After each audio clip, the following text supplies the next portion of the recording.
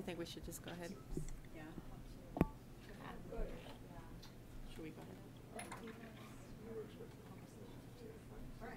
Yeah. 5 more minutes. Okay.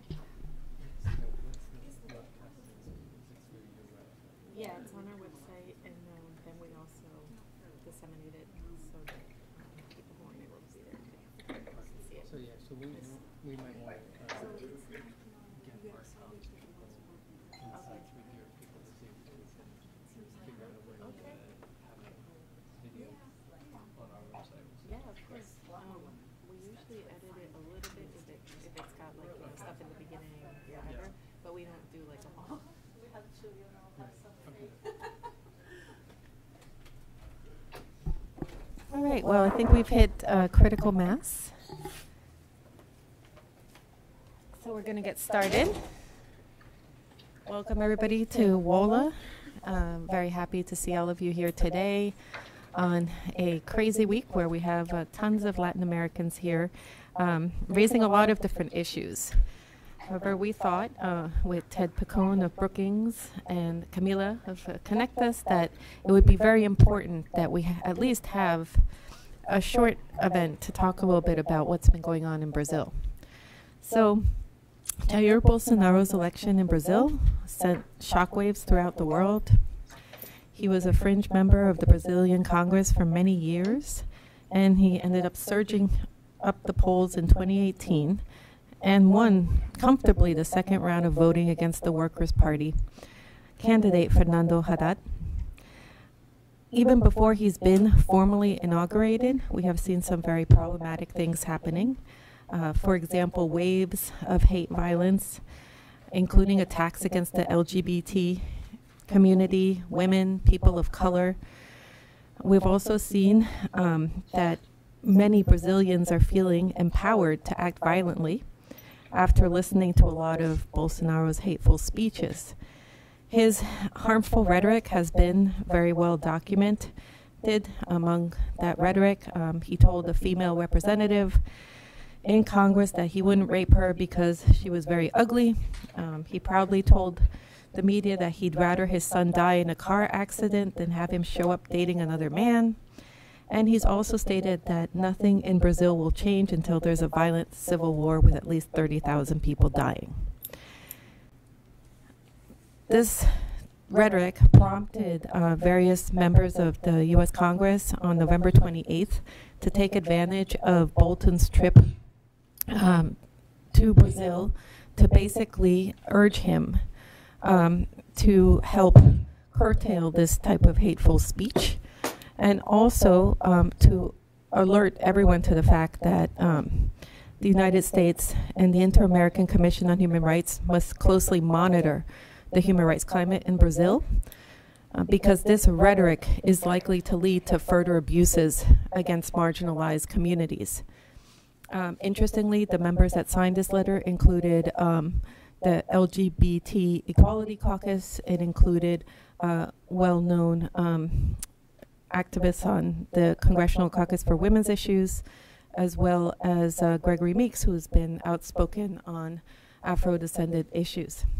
So in addition to the threats that Bolsonaro is posing on human rights in Brazil, there is also a major concern that he is likely going to cause irreparable damage to the Amazon area, and that climate change as a whole, the advances that had been taken by Brazil, are going to take a major step backwards. In this vein, he's very much in the same line as President Trump.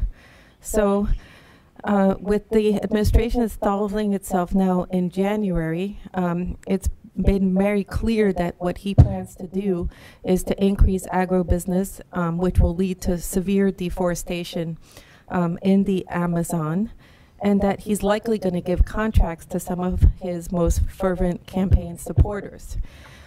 While he has not yet been inaugurated, we already see that the numbers in terms of deforestation have gone up, because these signals are basically giving a message to everyone that they will be able to do this with impunity.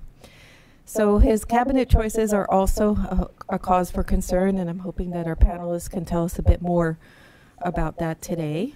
But just to close by saying that it is more important now more than ever that we are all vigilant to what's going on in Brazil, that we start monitoring what type of arrangements are made between Brazil and the Trump administration, and that we start holding this new administration accountable for its actions. So to talk a bit more about this and to give us expert insight on what is going on, we have two amazing experts here. To my left, I have Ted Picone, who is a senior fellow in the Project on International Order and Strategy and the Latin America Initiative in the Foreign Policy Program at Brookings, my former place of employment. He has done so many different things, I'm not going to list them all, but he was a senior foreign policy advisor during the Clinton administration. He's served on National Security Council staff. He's written several very important books and reports. And he's also more recently been also working on transitional justice issues in Colombia. But he also worked on the UN Truth Commission in El Salvador and for U.S. Representative Bob Edgar. So we're very much looking forward to hearing what you have to say, Ted. Also, we're taking advantage of the fact that Camila Asano is here with us. She is the coordinator of the Foreign Policy and Human Rights Program at Conectas Human Rights, a Brazilian NGO with a national and international agenda, co-partner of WOLA's. Conecta's work includes mostly advocacy initiatives on the role of emerging powers in strengthening of international human rights protection, and also on issues of accountability in foreign policy. She also is a professor of international relations at the Fundação Armando Álvares Penteado, which I probably just destroyed, I apologize, in Sao Paulo. So I think with that, we're going to start with Camila. Welcome. Hi, hello, good morning to all. First of all, I want to thank WOLA for hosting this event and have the chance to talk about my country. I'm Brazilian and I'm still trying to process what happened and what will happen to my country. So it's very good to have this opportunity to have a discussion with you and also with Ted, which is also a good friend. And we've been discussing Brazil from the golden times and now in this difficult moment of Brazil. So it's really good to share this hard task with you to talk about Brazil and the future for at least next year. Well, Jimena already mentioned some of the quotes of the elect president, Jair Bolsonaro. As she was saying, he mentioned recently that he would rather prefer a dead son than a gay son. He told to a parliamentarian who used to be the Minister of Human Rights, Maria do Rosário, in the Congress, like inside the Congress, that he wouldn't rape her because she was too ugly, so she doesn't deserve to be raped. And he also said that black people in Brazil, especially in the communities called quilombolas, whereas the traditional communities in Brazil, descendant of this labor community, that they should be weighed as cattle. So using arrobas, which is the ones that we use to weigh goods and animals. And he's also someone that's worshiping dictatorship in Brazil. And one of his idols is General Ustra, who's one of the main head of the Brazilian dictatorship torture system that we had. So when we have compiling these quotations of the new president, we say, okay, so we had 55% of Brazilians voted for him in the second round. And in Brazil, voting is mandatory. So some of the people ask, okay, so all of them voted because of his positions on gay rights, on women's rights, and no. And I think it would be interesting to discuss and go further on the reasons why he was elected and why people voted for him. But I think we don't have that time now, so I will more focus on the impact on the implications for human rights. But I wouldn't say, and I'm not comfortable to say that people voted because of all that he said. But the problematic thing is people voted despite what he said. So this is something that we are really, really concerned on how to deal with this, because human rights are no longer the red lines in Brazil. This is more like a question, we don't know. But for elections, for sure, it wasn't relevant enough to make people change their votes. So looking now for his inauguration is 1st of January, so very soon he will become the Brazilian president. So what to expect in Brazil? One of the things is, for now, we have a huge lack of clarification of what will be exactly the priorities of Bolsonaro administrations. We have some hints and we have many signs, but to know exactly what will be the measures, the concrete measures that from January 1st we will have to deal with and probably fight against this, it's quite difficult for many reasons. The first reason is the manifesto, we call the plan for government, that all candidates in Brazil are supposed to formally present to the electoral justice in Brazil during the election period. The manifesto he presented is very broad, so it's really difficult to find the proposals and what he's actually seeing and planning for public policies and for defense or for anything. You can find some of them, and those that you can really identify are really problematic, and I will mention some of them. But this is one thing why we have still a lack of clarification, because the manifesto is quite poor concerning details and concrete proposals. The second one is also something that Jimena mentioned about the cabinet. He appointed almost all the cabinet. It's still missing 2 names, which is for the Human Rights Ministry and the Environmental Ministry, but it's not confirmed that we are going to have these 2 ministries. So if you go to the cabinet, or especially the top names in the list of ministers, we see, I don't know how you say it in English when you have like the arms that, you know, queda de braço. Sorry? Arm wrestling. Arm wrestling. Arm wrestling. Yes. Thank you, Ana. Yeah, so will be a huge arm wrestling in the top core of the Bolsonaro administration, because on one side we have the army, and the vice president is a former general who left the army to go to the campaign. So he's really like almost inactive and very, very influential in the army. You also have Paulo Guedes. Probably you heard about his name many times, because Paulo Guedes will be the Minister of Finance, and he is a neoliberal one and will be central, will have a central role in Bolsonaro administration. You have Judge Sergio Moro, who was responsible for the car wash operations, and who is very punitive and is going to be the Minister of Justice.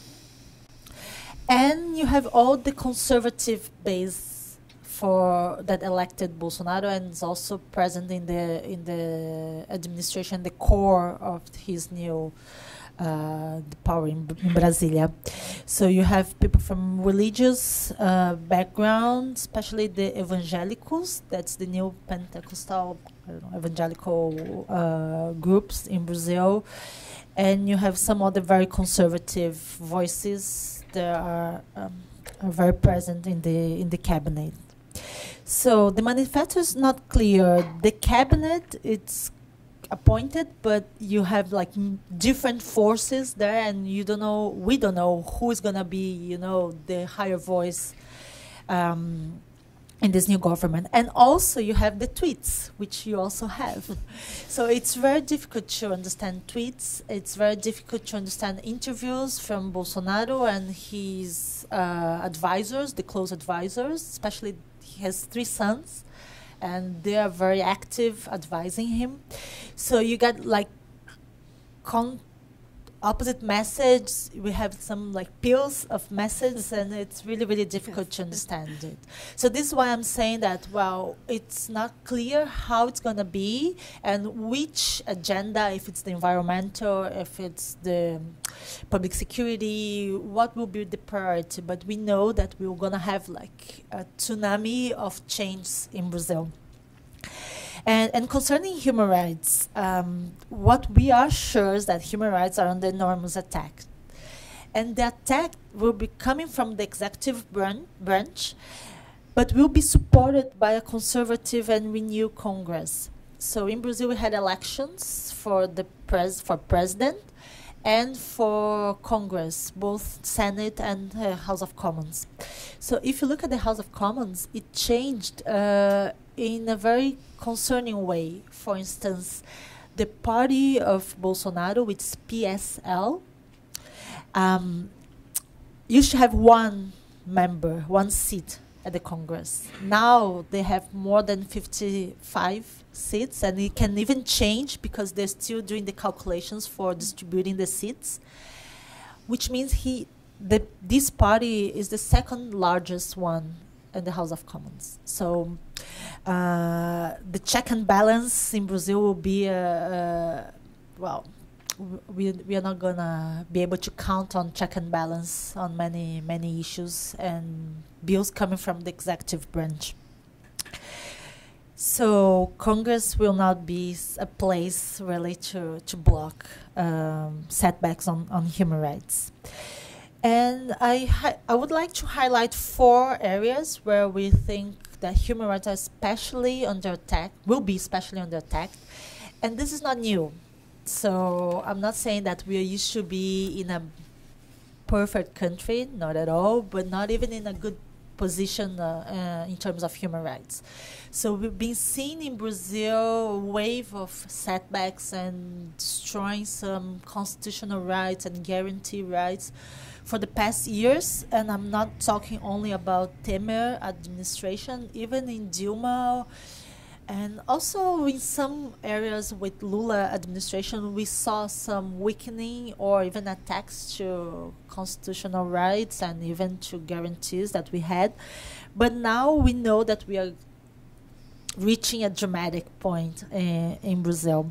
So the 4 areas, the first one is public security. So I'm just highlighting, and maybe if there's any area that you would like to go deep in, we can discuss afterwards. But public security, police lethality, and police violence. And this is a big concern in Brazil. We have the police that most kills in the world, and the trend is to get it even worse, especially because we had elections for president, for Congress, and also for governors. And public security is a matter for the states in Brazil, for our federalism. And in very important states like São Paulo and Rio de Janeiro, we had elected governors that are publicly defending extrajudicial executions. Like in Rio de Janeiro, we had Judge Witzel, who is also from the same party of Bolsonaro, and he's defending. He said that he will put snipers in the city to shut the head of anyone carrying a gun. And we are talking about favelas, which is a very crowded place where you have kids going to school, you have mothers going to pick their kids at school. So this is one of his main proposals. And in São Paulo, we have João Dória, who was elected governor, and also saying that police should shot first and then go and check what was happening there. So police lethality is a major concern in public security. The second one is militarization. And this area, we had a military intervention in Rio de Janeiro that will come to an end now in the end of December. But the use of military forces in public security is a trend in Brazil, and we believe it's going to grow and grow from different states in Brazil. And also, one of the main flags and campaigns from Bolsonaro is reducing arms control. And of course, he's using the US as a model for what he believes is the best way to deal with arms in the population. The second area is socio-environmental. So you're saying about Amazonia, and this is one of the few concrete proposals and measures that I found in the manifesto that is limiting environmental licensing. So he said that he wants this to have maximum 3-month length. So it's impossible to have a proper environmental assessment and process of licensing in only 3 months. So this is in the program of government of Bolsonaro. And we know that many companies, private companies, and also state companies abroad are very happy with this. So this is a challenge for us. How we can deal with this, knowing that many companies are kind of delighted that will be easier to do business in Brazil concerning environmental limitations. The other one is indigenous and traditional communities and the right to land and demarcation. We had a process of, and the Constitution guarantees the land for indigenous people and traditional populations. But we believe that it's going to just stop and even remove these territories from these indigenous people and communities in Brazil. And again, linked to this idea of growing economy and promoting Brazilian companies and promoting investments in Brazil. And also some change in slave work. It's also part of one of the measures he's designing. The third area that we are really concerned is democratic space.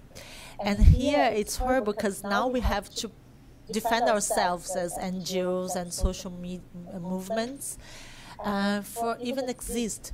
So freedom of association is a concern now, and this is quite new in Brazil. We had many attacks to human rights defenders, criminalization of social movement, but the preservation of freedom of assembly became like a huge concern in Brazil. Because, for instance, in between the first round and the second round during the election, Bolsonaro gave an interview and he said that he will put an end to all forms of activism in Brazil. We don't know exactly what it is, but he said exactly this: I will put an end to all forms of activism in Brazil if I'm elected president. And also because we know there's a global trend to shrink civic space, especially using measures to limit access to funding. And Bolsonaro, after the elections, he had conversations with the Hungarian president, Viktor Orban. So, and we know that Hungary is implementing many measures limiting the access to foreign funds for NGOs, which basically is killing many organizations or forcing them to leave the country. So this is something that we are really concerned. Also, the criminalization of human rights defenders, this is not new, but will become even more dramatic. We had, of course, the case of Marielle Franco and Anderson Gomes, a case that I believe you all know, that was a very prominent human rights defender from Rio de Janeiro and also a member of the legislative in Rio de Janeiro city, who was killed this year, and we still, after months and months, we don't have any clue about who are the responsibles for her execution. And the criminalization of human rights defenders is also coming from the Congress. So the Congress in Brazil, under Dilma administration, it's good to highlight, adopted an anti-terrorism law, which opens the possibility to criminalize social movements and human rights defenders. But now there are some bills in the Congress to make even worse this legislation, to make it easier to criminalize human rights defenders. So you have the problem of the freedom of association, per se, plus criminalizing the individuals. And all the conservative agenda. So, and this is a result of all the influence of this religious group, conservative religious groups, in politics. So we are talking about ending equal marriage, weakening affirmative actions, or limiting even more the cases of legal abortions, because in Brazil it's a crime unless it's a result of rape or put the risk of the mother is a risk of the mother health, or if you have an ancelic fetal. But there's a chance that we will even limit more the possibilities of legal abortions, and the freedom of professors and teachers at school and universities, which we call the escola sem partido. It's school without political party or party. It's even hard to translate because it's so absurd, but it's happening in Brazil. And all of this started because Bolsonaro was elected in October, but his inauguration is only in January. But after the elections, all these kind of bills and proposals, they gained force and started to move fast in the Congress. So we are living the facts already. And the last area that I would like to highlight is the human rights multilateral bodies and system. So during the campaign, he mentioned that he would leave the Human Rights Council, the UN Human Rights Council. It's not clear at all what will be our foreign policy, so I'm glad that Ted has this impossible task to talk about the future of the Brazilian foreign policy, because as I said, we have uncertainties all around many aspects of the Brazilian politics now, but foreign policy especially, it's going to be really, really difficult to know. And, well, I have many questions for you, Bill. So that's more or less how we are reading at Connectus this scenario, and we must be ready for this. And just to not end in a very pessimistic way, just to say how we intend to resist, and we will resist.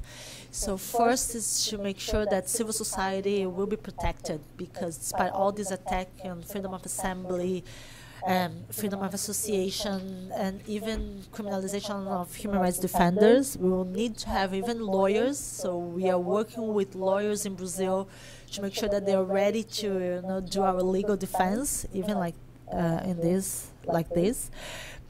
But to resist, I would point out three institutions. One is the democratic institutions. As I said, Congress, we cannot rely much on the Congress, because probably here Bolsonaro will have huge support in many agendas.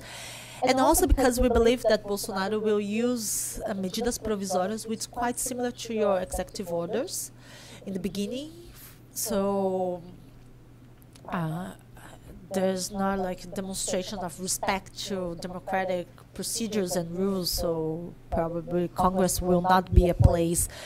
But I'm not saying that we are not going to work there. We will, and also we had some good news in our legislative election results, so we will work on that. But the Supreme Court became a big player. Well, has been an important player, but especially now to protect at least the rights that we had in our constitutions and the ones that are already guaranteed.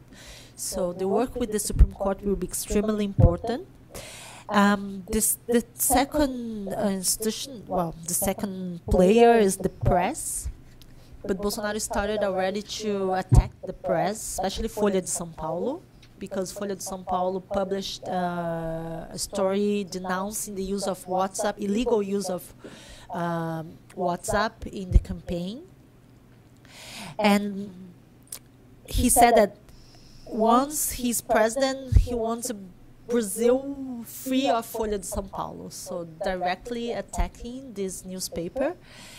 And he convened a press conference after elected, and he forbidden Folha de São Paulo and some other newspaper like Globo and Estado de São Paulo to attend this press conference. So this is really, really serious what's happening. So we need to strengthen the national press, but especially the foreign correspondent in Brazil, and call for the attention of the international press. We had, but it's like we had economists publishing the cover saying that Bolsonaro would be a disaster for Brazil. We had The Guardian, we had many, international communication companies taking a position. We still need to have them like this. And the third players, international players. So this is why I'm so happy to have the opportunity to be here to talk to you, because we'll need the solidarity and the cooperation and collaboration from international partners. Because even for pressuring the new administration concerning this change that I just mentioned, but also for protection. So, for instance, we will need embassies and consulates in Brazil ready to be safe space for human rights defenders. If we need to go and ask for protection, these consulates and embassies should be with their doors open for us. And also think about emergency funds for protection and things like that, because it's not just a matter of pressuring against negative changes in the human rights agenda, but also thinking about the protection of the people that will be fighting for rights, and because of that will be under threat and intimidation in Brazil. So yes, that's it. Wow. Well, thank you very much for your presentation. It's a very sobering set of facts. So Ted, please. Yes, very sobering. Welcome to Washington, where this all sounds very familiar. So we can talk about that. Thank you, Jimena and Matt and Mola, for helping to organize us here, and I hope we'll have a conversation. I won't go on for too long, but I want to say just 2 minutes on the domestic political situation and how we got where we are, but really then focus on some of the foreign policy points. In my view, watching trends in the region and specifically in Brazil, it's not that surprising that someone like Bolsonaro got elected. If you looked at the polling, very high levels of public rejection of establishment parties, and particularly against the Workers' Party. And politicians, a lot of anger toward the gross corruption that's come out through the Lava Jato and other investigations, and of course a period of economic recession and austerity that also generated a lot of anger toward the government. And don't forget that Brazil does have among the highest levels of violence in the world, so tremendous amount of popular concern regarding public security. The Brazilians were not only dissatisfied with democratic governance as it was playing out, but also more open to non-democratic alternatives, and that came out in the polling. Not majorities, minorities, but a significant increase in that direction. And I think Bolsonaro came on the scene and captured all of these anti-establishment sentiments and ran on a very strong anti-corruption, nationalist, pro-military campaign, strong on public security as well. But clearly his rhetoric went way beyond the norm in, as we've heard, his attacks on minorities and women and some just core human rights principles that are well established in Brazilian law and constitution. And clear, as you said, it wasn't a strong enough factor to get voters to reject him. And I think even more surprising on the campaign trail was his embrace of President Trump and the whole idea of this anti-globalist foreign policy. So now he's not in office until January 1st, but it's almost like he is in office. It's kind of similar to Mexico, where already putting a cabinet together and signaling certain trends. And I think we have a general idea of where it might be going. So in Brazil, it doesn't mean that it's the end of the need to build coalitions. I mean, he will have to forge a lot of different factions to make something work. And there's going to be tensions within arm wrestling and otherwise. It'll be interesting to see whether Bolsonaro follows his instincts, which we know something about from his many years in the Congress, or if he's amenable to moderating some of those views.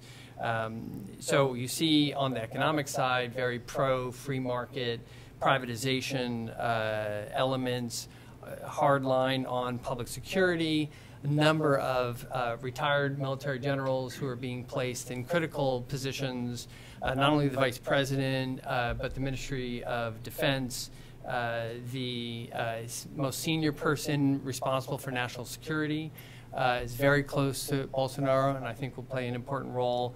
If I recall correctly, the Minister of Justice has said he would like to appoint another retired military as the head of the police, if I recall correctly. Okay, Public Security Secretariat. So clearly there's a strong move in that direction. I think with Moro as Ministry of Justice, there'll be a continued focus on the anti-corruption. That could be a good thing if he is able to maintain independence and how that goes forward, and allowing the courts to maintain independence. And then on foreign policy, really a full embrace of a nationalist approach along the lines of Trump and Bolton. And don't forget, I think in particular, one of Bolsonaro's sons, Eduardo, seems to be the lead on that, met with Bolton and here in Washington. I think we'll see more of him. So I think it's really not surprising that people are referring to him as the Trump of the tropics. I think there's a lot there. I think when you look at it in the context of Brazilian foreign policy, which is over the years tended to be a highly professional, careerist force within the Brazilian government, and not overly politicized, although I think it's fair to say that during the Lula-Rousseff years, there was a strong tilt toward a more leftist orientation in their foreign policy. Nonetheless, you have career people who are among the best in diplomacy in the world. But what is it that gave Brazil this image of a rising power in the world? And it's largely built on their soft power. Brazil doesn't have a big, powerful military. It's not throwing its weight around in the region particularly. Yes, it's grown economically, but lately having a lot of trouble. So it's really a matter of Brazil's appeal to international law, international norms, including human rights, its belief in multilateral cooperation, negotiation, always coming out, for example, at the UN Security Council, at the UN more generally, against the use of force internationally unless it's been approved by the Security Council, religious about that point.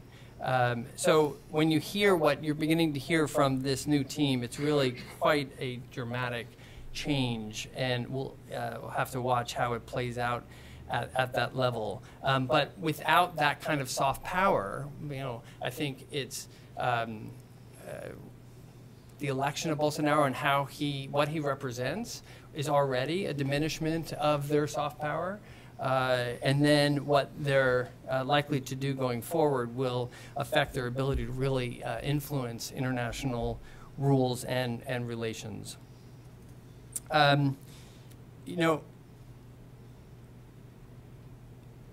I think we did have an interim administration under Michel Temer, and I'd be interested in knowing your views on whether Temer's period was kind of lost time, or whether there are some things that can be built on from the Temer era that might moderate where Bolsonaro might go going forward.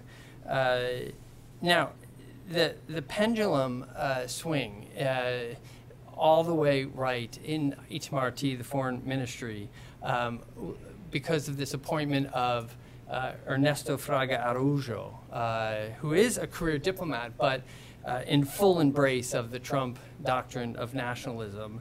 And he's likely to face a lot of internal battles with the careerists. But it is really remarkable just how atypical he is of the Itamaraty mindset. And just to give you a couple of examples, in a paper that is highly cited, and I suppose more recently he's still echoing some of these points, he referred to Trump as saving Western Christian civilization from radical Islam and from globalist cultural Marxism by standing up for national identity, family values, and the Christian faith, as Europe has not. And he talked about Brazil now having a chance to recover its Western soul and embrace Trump's nationalism and really pursue national interests without regard to alliances or ties to other nations. So that's quite an interesting statement. It's like strategic autonomy on steroids. It's very atypical for Brazil, so we'll see how far that goes. So a couple of predictions. On the regional side, I would, if Brazil really does get its act together and these factions are able to coalesce, there are going to be contradictions for sure. You know, on the economic side, you're going to see one approach that really won't be so easy to reconcile with this nationalist approach, because Brazil is very dependent on export of its agriculture and iron and other raw materials, and I can't see that going away anytime soon. They just can't economically. But in terms of the region, I think clearly we're already seeing it in alignment with the United States on, and perhaps with Colombia on Venezuela, and on Cuba and Nicaragua. Now, depending on your view on those three countries, this could go very badly, or it could be useful. You know, from a human rights perspective, my own view is that there's no question that these three regimes are among the worst abusers of human rights in the region. So if Brazil became more active in, say, the Lima Group on Venezuela, and to try to really solidify regional action against Maduro, and maybe even go so far as imposing sanctions, which again would be atypical for Brazil if it's not approved by the UN Security Council. You know, this could put more pressure on Maduro to come to the negotiating table and try to find some kind of resolution of the crisis there. In Nicaragua, I think Brazil could do more to speak out against the Ortega regime's intensifying repression against its opponents, as we continue to see, including recent attacks on independent media. And again, try to pressure the government there to enter negotiations to resolve the crisis. I don't think it would go so far as supporting some kind of military intervention or action. So I really think there will be some limits to how far Brazil, just as there is here. I mean, there's very little support here in the United States for that kind of activity in either country, Nicaragua or Venezuela. On Cuba, it's very interesting to see. We're already seeing a major shift with the action that Cuba is taking in response to Bolsonaro's language to return its doctors to Cuba, which was a really important source of income for the government in Havana. And it's interesting to see how the Brazilian government, or the incoming government, is using human rights grounds to argue for this. You know, Bolsonaro said, we can't allow Cuban slaves in Brazil, and we can't keep feeding the Cuban dictatorship. It is true that through this arrangement, the Cuban government receives payment for the services of their doctors, and the doctors themselves receive a very tiny fraction of that payment. So the Cuban government says this is how we fund our healthcare system. We export our doctors, and they're well received around the world. And you know, in general, I think the Cubans get a lot of positive feedback on their medical diplomacy. But this is a different argument that we're hearing. Turning a little bit beyond the region, specifically on China, I think they've made it clear that Brazil will distance itself from a closer strategic partnership with Beijing, although I don't think it will go so far as damaging its important economic and commercial ties. Question whether it means pulling back from the BRICS coalition. Perhaps you'll see greater Brazilian vetting of Chinese investment in critical infrastructure in Brazil. There might be other steps like that, but at a minimum, you're going to see a brake being put on any kind of closer Brazilian-Chinese ties, and we'll see if it goes much beyond that. Now, I have a particular view when it comes to human rights on China, and I've just written a paper on this that looks at China's increasingly confident role at the UN on human rights, and where it's now moving from defense to offense in asserting its own model of state-led capitalism and one-party rule as the preferred model for protecting human rights. And some of this is actually getting traction at the UN as China grows economically and has real leverage and influence with a number of states around the world. So it's able to move countries in this direction. And, you know, whether Brazil steps up to challenge China on the human rights front, I think it's unlikely given what their own record will be. But it does raise the question of who will stand up to China as they become more confident on the world stage and assert this kind of Chinese model. A couple of other small points. Russia. I mean, I don't think we're going to see closer ties with Russia, which might be a good thing if you think of Moscow's dangerous behavior and meddling in its own neighborhood and in our own country. Clear embrace of Israel. You know, that's a real change. And the moving of the capital from Tel Aviv to Jerusalem, we'll see if it actually gets implemented. There's a debate within his advisory team about this. But I think signaling to his domestic constituency and the evangelical community in particular that we want to be much closer to Israel. Iran might be another area. I haven't seen that yet, but you know, interesting to see whether they will clearly align with the U.S. Against Iran, whether on the nuclear matter, which Brazil is not central to, but could still be a rhetorical voice of support for the U.S. position. You already mentioned Hungary. I think you'll see these closer partnerships, alliances with other populist leaders like Orban in Hungary, in Italy, Duterte in the Philippines, perhaps Egypt, as we've already seen with the United States. If you look broadly at the region, what's interesting is you see this sharp move to the right in Brazil, and similarly in Mexico, a move to the left.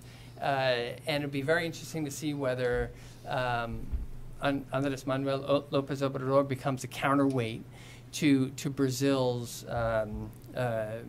nationalist position on these. I'm not counting on it. I don't think that AMLO really has that kind of ambition. I think a lot of people are hoping that he will fill the void in the region when it comes to the left, but he's also very strong against intervention. He tends to be much more of a nationalist on these fronts. You already mentioned climate change. You may have heard that Brazil has canceled its commitment to host the next COP25 in Brazil. I think in part this plays not only to the the pro-business community, but also within the military. There's very strong protection of the Amazon as our sovereign patrimony. It's not a global patrimony. It's our sovereignty, and I think that may be part of the climate change argument as well. You mentioned withdrawing from the Human Rights Council. I think over time Brazil has been on the fence a lot, but over time they've tended more toward support for important human rights initiatives at the UN level. So that could go away. That's not going to be helpful given the way things are shifting within the UN. But I know one thing, that a lot of the military generals that are being appointed to these senior positions have served in very senior positions in peacekeeping operations, particularly in Haiti and the Democratic Republic of the Congo. So this, I mean, the theory is that this kind of exposure and experience really enlightens military officers toward a much more globalist point of view. So it'll be very interesting to see how that plays out, if that will be a moderating effect when it comes to Brazil just withdrawing from all kinds of UN operations. So bottom line, I think we are in very much uncharted territory. We haven't seen this kind of Brazil in 3 decades at least, and even then, I think it would be hard to draw the parallels all the way through to where we are now. And I think, as you made the point, that there's going to be a really important need for the international community to monitor and condemn what's going on in the country. And unfortunately, I don't think the United States government, the executive branch, will be much help. But I do think that the Congress, especially now with the change in the House, could be a very helpful voice. And I'm sure Wola is going to be thinking about how to be engaged on that front as well. Thanks. Great. Well, very insightful. Thank you so much, Ted. So let's open up for a round of questions. I think we have about 10 minutes or so. Camila, we have to go 10 minutes? Okay. Just identify yourself, please. Oh, okay. Alex Adler from Nova. Thank you both for coming today. I had a question about WhatsApp and the spread of kind of fake news. You know, it's pretty well documented that Bolsonaro engaged quite regularly in spreading all these false, messages and tactics throughout WhatsApp. I was wondering if there's been any talk on how this can be countered now when he becomes president, because I'm sure it's likely is it likely to continue using this as a tactic to spread information, false information about his presidency and about his administration, or are there some sorts of remedies in place? Other questions? Fendino from Amnesty International. I had a question relating to the case of Trinidad and Tobago. It's a case, obviously, that we're working on very closely, and I'm just interested on your reading yesterday at the American Commission hearings. One of the commissioners specifically asked, they wanted to see progress on the case, and the government pretty much didn't respond, saying that there's investigations, but that they're keeping that information. Is that something that you've heard routinely from them, and kind of where do you see that there could be additional pressure? Which specific government that we can keep on targeting to get more answers on that? Lucy Murphy, DC Black Workers Center. What is the role of Soka Bakai International in Brazil in all of this? Okay, let's take one more, and then we'll do another round, I think. Sir, yeah.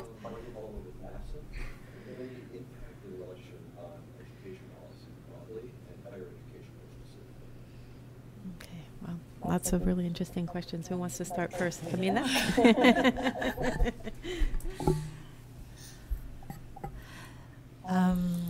Okay, so on WhatsApp, yes, he will continue to use this kind of communication. And also one of his sons is the head of the communication strategy. He said that he would leave this position, but it's not clear that he will actually leave it. And this is central. One of the reasons that I mentioned, we can go on why Bolsonaro was elected. One of the explanations could be that he uses easy language, which sometimes people, and this is a very interesting, if I may say, phenomenon, like people that voted for Lula voted for Bolsonaro, which and we had some researcher, including Esther Solano. I strongly recommend her research and study on Bolsonaro supporters, and she interviewed many of them, and the young, especially the young supporters, they say he has a pop style. So he used memes, you say. He used like different, which is quite pop and easy to understand. And if you, when she interviewed older supporters, they say, wow, he's someone like me. He talks like me. I can really understand what he's saying. Because Fernando Haddad, the opponent from PT, he's a university professor. So, he speaks difficult. He talks about theory. Well, and Bolsonaro, we really can understand. This is one reason what people said. So we believe, like, this kind of communication strategies using WhatsApp will be continued to be used, and some of them are just fake news, and it's really hard to break it. So one of the things we are saying in Brazil is that, well, for sure, we need, especially from the human rights community, again, we need to break the bubble, we need to communicate better with the people, but also we'll have to deal with this kind of fake news and fake information that will be produced massively. And to have like cold blood say, okay, this is not something that I will spend my time, because we will have to really choose the battles. Otherwise we'll be crazy and we'll be wasting our time in something that is horrible, but maybe will not become a reality, while meanwhile other things and other reforms will be adopted and approved. On Marielle Franco, well, what you saw at the Inter-American Commission hearing is what we have in Brazil. Like, we are always, all the time asking, and Amnesty is doing a great job in pushing the authorities to solve the case. And it's more than 10 months after the execution, and still what we hear from the authorities is the investigation is going on and it needs to be in secret because of to protect the investigation. And there's some attempts from the federal government to get the investigation and the responsibility for it. But for now, the state of Rio de Janeiro is in charge of the investigations. What we need to do is not forget about it. So keep pushing, keep speaking about the case, especially the international community, because it was even beautiful to see the reaction across the globe when she was executed, to honor her and to call for justice, but it's disappearing now. So we need to continue doing it, and I'm sure Amnesty is an important player in this. Lucy, I didn't get your question. Who is the group you? Soca Baha'i International, a large civil society group in Brazil with a large Japanese population. Yeah, I'm afraid I'm not familiar with them. Sorry. If you can later talk to me, it will be good to know more about it. Okay. And education policy. Well, we heard since everything now in Brazil will be influenced by these neoliberal economic policies, there are some concerns about privatization of education. This is one concern. It's not in the manifesto, it's not clear, but this is something that we need to be aware of, because in Brazil we have public superior education, like the university. We have public universities, very few compared to the number of students, but still this is something. But one thing for sure that under education area is this Escola Sem Partido, which is the school without party. I don't know, Ana, how do we translate it? School without party, yeah, doesn't make sense, but this is it. And the fundamental idea of Escola Sem Partido is that teachers at elementary school and also professors at the university, they cannot indoctrinate students. So ideology must be withdrawn from education. And by ideology, they're including talking about sexual education.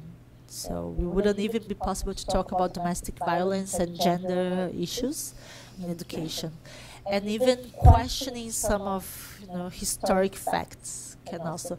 And it is already creating an atmosphere in schools of students recording professors or even kids recording teachers and pushing. And this is a platform from the Evangelical Caucus in the Congress. It's not new, but again, after the election, it gained force, and it's moving quite fast at the Brazilian Congress. And during the election campaign, the electoral process, we had the invasion of universities because the electoral justice allowed the federal police to go into public or private universities to search for electoral documents and papers saying that the university was serving as place for electoral campaign. But in this case, we had the Supreme Court taking a very good position, deciding on prohibiting this kind of incursion in the universities in Brazil. Well, I don't know, Ted, if you want to add anything, or you're cool? Okay. Okay, any other questions or comments? We'll do one final round. Matt? Awesome. Well, thank you, Camila, Ted, for moderating. It's very insightful. A few weeks, 10 days before the election in Brazil, we hosted a group of Brazilian civil society leaders and human rights defenders. And aside from just saying, tell us everything you know about what has worked or hasn't in countering Trump, but help us in the next 10 days so this doesn't happen, but they all do, the writing was on the wall. There's so many obvious comparisons that one wants to make with the situation here, and you highlighted that, Ted. As US-based civil society or Congress considers using those equivalencies to take action, are there any particular where you think they really truly are the same, and what we've learned for better or worse here is applicable, or others that may appear to be the same, but they're false equivalencies, and we should be cautious about drawing those comparisons? Okay, let's take another. Weeza? We can tell you that Africa Now and that the Whole Now project, if you could expand a bit more on the role of the evangelical movement, and especially Brazil being traditionally Catholic, how that is played within this context of rights. I also have one other question, which expand a bit more on the militarization aspect. I think we've always heard still only 30-some years since the last military coup. How has the military embraced democracy in whole and to lead you to this, especially considering the Bolsonaro background being military? Matt Templeton, Centre for Economic and Policy Research. What should we make of Sergio Moro taking this position as He said very clearly previously that he wouldn't go into politics, partly because of the implications of what his efforts to do that. So, I mean, is this payment for doing that? What's his motivation to take the role? What's his plan? His aim, that's the one. And what's Bolsonaro's motivation? What's his expectation as to what he will do in that role? Okay. Any last questions? No? Okay, great. So, Camila? Or Ted? Whichever. On this comparison, U.S. Trump and Brazil Bolsonaro, I think, yes, we have to be cautious and not to simplify things, and to really understand that in Brazil we have a different, our democracy, it's quite weak and we're still consolidating it. And also because we are very different countries, and the weight we have at the international level, and also the dynamics of our economies. But it's good, and especially it is good to take some lessons learned from you. So that would be really good to know.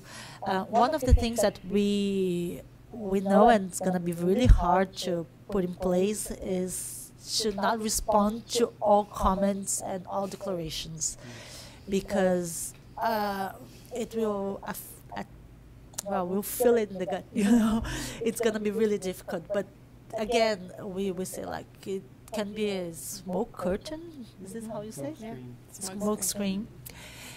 And we have to be really focusing, okay, what is a measure, just populist measure or just, rhetoric, and what is really change that will put Brazil more and more close to an authoritarian regime than a democratic regime. So changes in the Supreme Court format, for instance.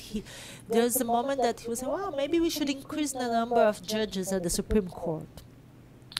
Well, and your question about army embracing democracy, the Vice President, General Mourão, he said that during the campaign, he said, well, the Brazilian Constitution should be renewed, But we shouldn't call for an assembly, constitutional assembly at the Congress. Well, actually, maybe a small group of, illuminated specialists should write the new constitutions.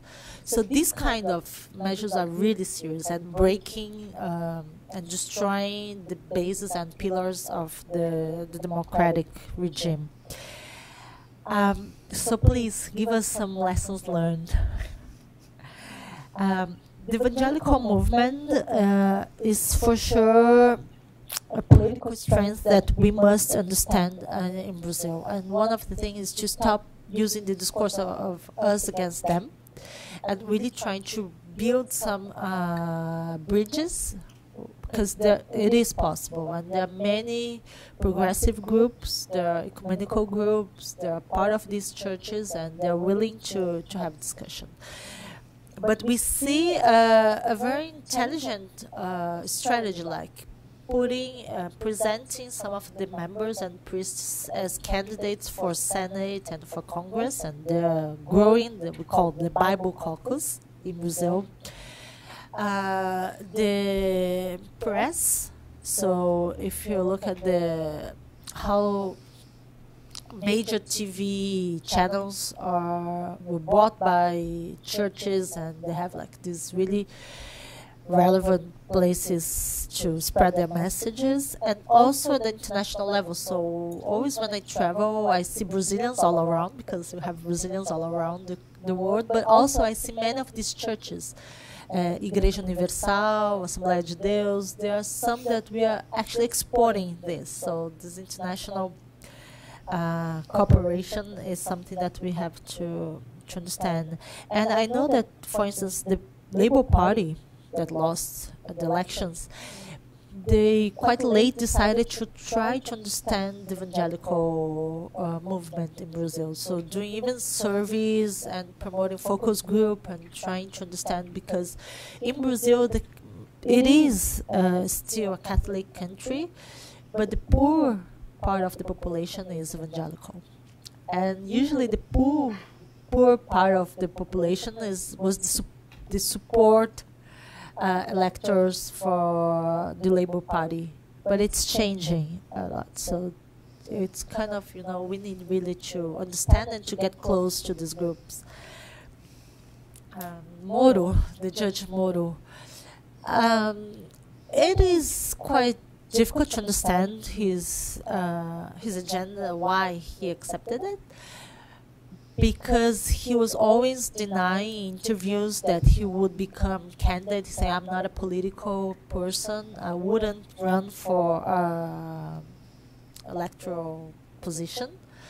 But he accepted to be the Minister of Justice. And in the first interview he said, but I'm going to be a technical servant. I'm not going to be a political animal there, which is impossible, we know. And he's already doing politics, like calling the Congress president to move on another bill to strengthen the anti-terrorism legislation. This is one example. So for Bolsonaro, it's good because he's embracing this fight against corruption agenda and bringing it to its administration.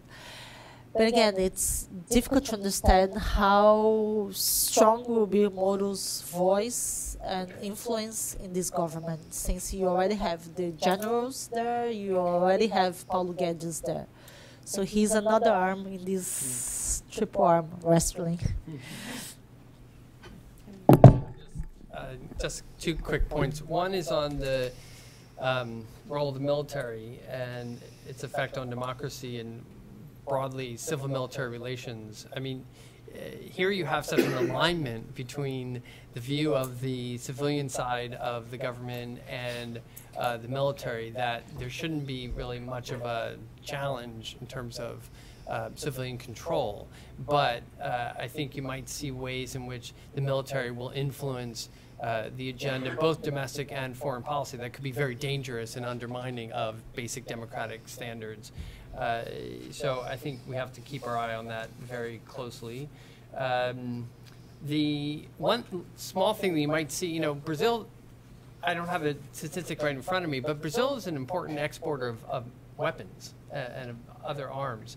And you could see a growth and support for Brazil's role as a manufacturer and exporter of arms. And I think that would be something to watch out for, and to see, that might even be a project, a mini project, to see how the arms flows are moving, and a way to create some arguments and wedges with Israel as well. And then what's the same with Trump? I mean, I think we have to learn from each other in these situations, and there is incredibly vibrant civil society in Brazil, but to the extent you're dependent on foreign funding, and that's going to be a target of attack, that is of great worry, obviously. We don't have that problem as much, because so much of it is domestic sources. So there are going to be differences, but in general, the need for solidarity, it seems to me, has never been more important.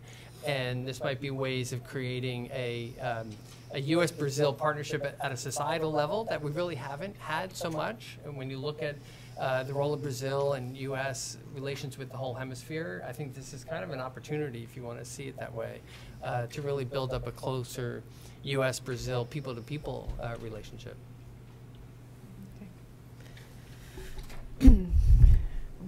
Well, I think that obviously this is not going to be the first conversation on all of this.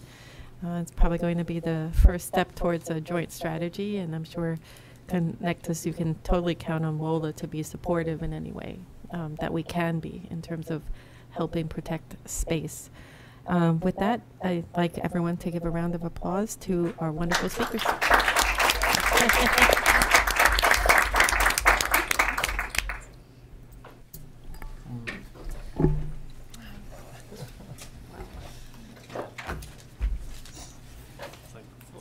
And I thought, exactly, that's how I was thinking. It's left me like almost speechless. That's a great sentence.